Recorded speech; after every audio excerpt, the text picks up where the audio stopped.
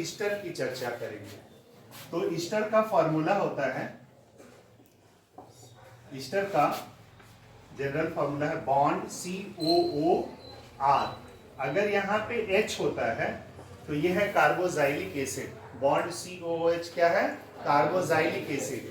लेकिन इसी की जगह हम अगर R लगाते हैं तो हो जाता है एस्टर, और यहाँ R क्या है?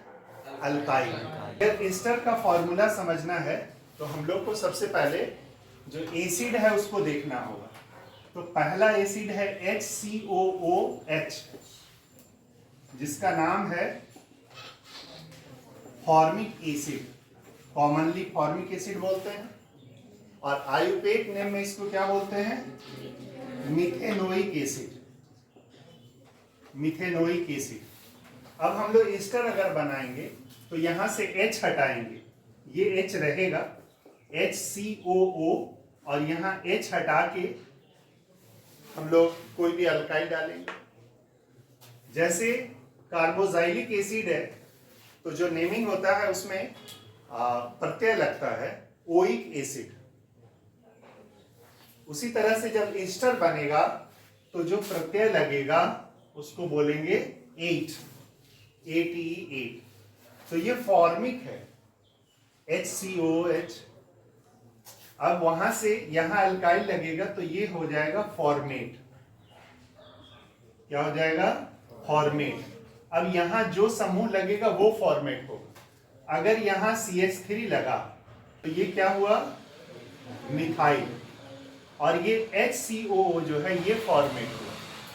तो हम लोग पहले इस नाम पर चर्चा कर लें कि ये HCOO फॉर्मेट कहलाएगा। उसी तरह से CH3COOH है, ये क्या है? एसिटिक एसिड, जिसको हम लोग एथेनोइक एसिड भी बोलते हैं, एथेनोइक एसिड। तो अगर इसे हम CH3COO और यहाँ पे अल्काइल के लिए जगह छोड़ दें तो इसका नेमिंग क्या हो जाएगा? एसीटेट। क्या होगा?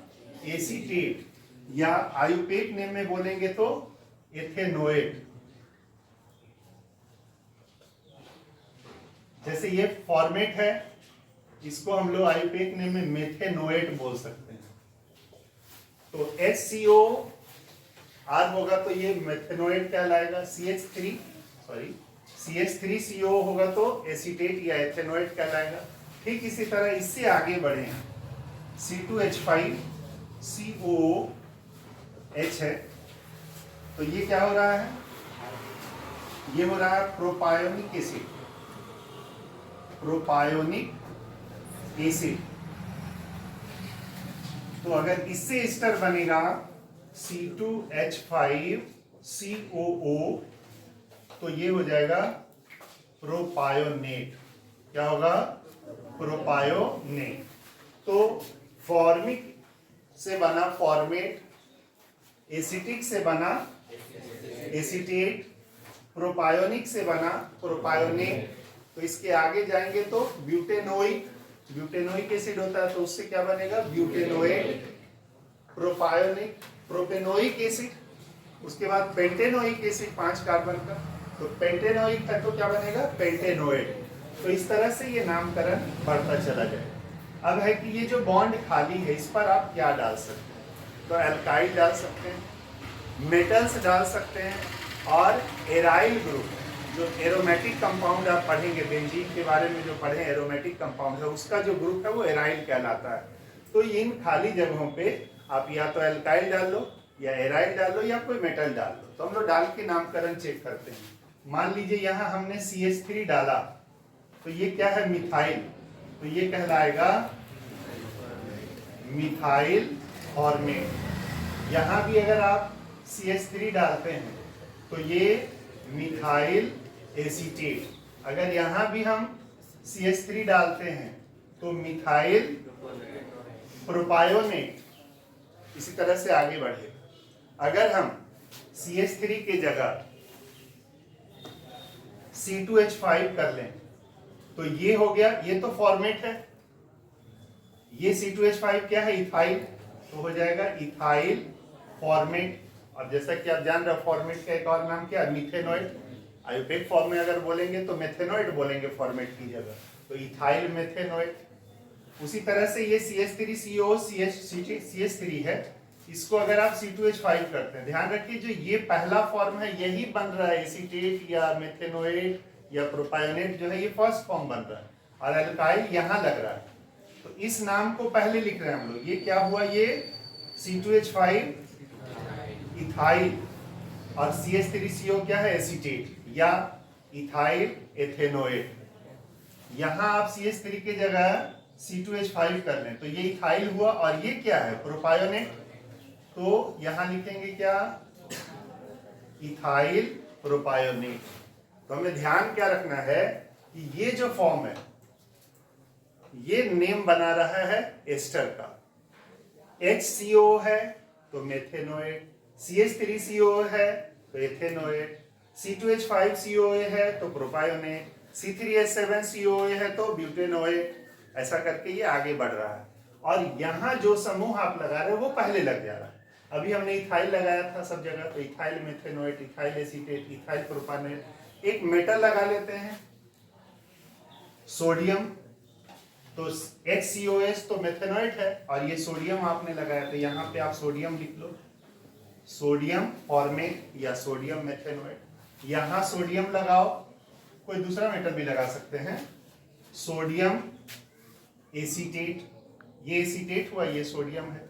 यहां लगाएंगे सोडियम तो क्या हो जाएगा, ये सोडियम प्रोपायोनेट। इस तरह से ये आगे जितना भी बड़ा समूह बनाना है, यौगिक बनाना है वो बनाएंगे। बेंजीन बनाते हैं तो वो एराइल ग्रुप हो जाता है, तो उसको हम लोग बेंजेनोएट बोलते हैं, जो कि अभी पढ़ना नहीं है, वो बाद में पढ़ेंगे। संरचना सूत्र का जहां तक बात है, तो जैसे कार्बोजाइलिक एसिड का संरचना सूत्र लिखे थे, स्ट्रक्चरल फॉर्मूला, वैसे ही आप ईस्टर का भी फॉर्मूला लिखिए।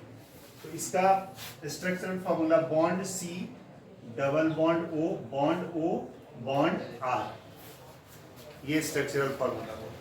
तो मान लीजिए यहाँ सोडियम एसीटेट है, तो बॉन्ड की जगह ये तो H हो गया, तो पहले लिख लेंगे बॉन्ड O, और यहाँ Na है तो हम Na लिख रहे हैं। CH3CONA है तो 2 C जोड़ेंगे। जितने भी हाइड्रोकार्बन्स हैं सबका हम लोगों ने स्ट्रक्चरल फॉर्मूला में सीखा कि सबसे पहला प्रायोरिटी क्या होता है कि कार्बन का चेन बनाते हैं, जितने भी कार्बन्स हैं उसको जोड़ते हैं, और जो फंक्शनल ग्रुप है उसके स्ट्रक्चर के अकॉर्डिंग बॉन्ड सेटिस्फाई करते हैं। तो CH3CONA है तो 2 C है, जोड़ दिया, CO है एस्टर है तो उसका स्ट्रक्चर बना लिया, Na है तो Na लगा दिया, बाकी यहाँ पे 3 बॉन्ड डालेंगे, ये हो गया CH3CONA। फिर है C2H5CONA, तो 3 C जोड़ लेंगे, और उसके बाद लास्ट वाले पे हम लोग ईस्टर का स्ट्रक्चर फॉर्मूला बना लिए, और बाकी जगहों पे बॉन्ड सेटिस्फाई करते हैं। यही करते हैं ना हम लोग, सारे जगह कार्बन या दूसरे एटम्स का हम लोग बॉन्ड सेटिस्फाई करते हैं। कार्बन का 4 है तो यहाँ 3 हुआ, ये 4 चौथा, यहाँ पे भी 2 डाले तो 4 हो गया, और ये इस तरह से आप स्ट्रक्चरल फॉर्मूला इसका लिखेंगे। मान लीजिए एक बार फिर से इसको हम लोग HCOCH3 बनाते हैं, तो ये नेमिंग क्या हुआ, मिथाइल फॉर्मेट या मिथाइल मेथेनोएट। तब स्ट्रक्चरल फॉर्मूला क्या होगा, यहाँ Na की जगह डाल देंगे C, और ये इधर CH3 हुआ। एक बार इसको भी चेंज करते हैं, यहाँ पे CH3 डालते हैं, तो ये क्या हुआ, मिथाइल एसीटेट। तो ये एसीटेट का फॉर्मूला हुआ, और यहाँ Na की जगह क्या है, CH3। तो इस तरह से हम लोग ये मिथाइल एसीटेट या मिथाइल एथेनोएट का फॉर्मूला लिखे। यहाँ पे एक चेंज कर लेते हैं, CH3 C2H5 सॉरी C2H5, तो ये इथाइल हो गया, इथाइल प्रोपायोनेट। इसका स्ट्रक्चरल फॉर्मूला लिखेंगे, तो आप देखो कि 2 और एक 3 और 2 5 कार्बन है, तो आप पहले 5 कार्बन जोड़ लो, 1 2 3 4 एंड 5। और देखो कि 2 कार्बन के बाद जो तीसरा कार्बन है इस पर आपका फंक्शनल ग्रुप COO है, तो आप वो स्ट्रक्चर तीसरे कार्बन पे बनाएं। तो यहाँ ये नहीं रहेगा, यहाँ O होगा और फिर ये 2 कार्बन इधर जुड़ेंगे। आई बात समझ में? ये आपको ध्यान देना होगा कि फंक्शनल ग्रुप किस कार्बन पे है और बाकी जगहों पे आप हाइड्रोजन लगा देंगे।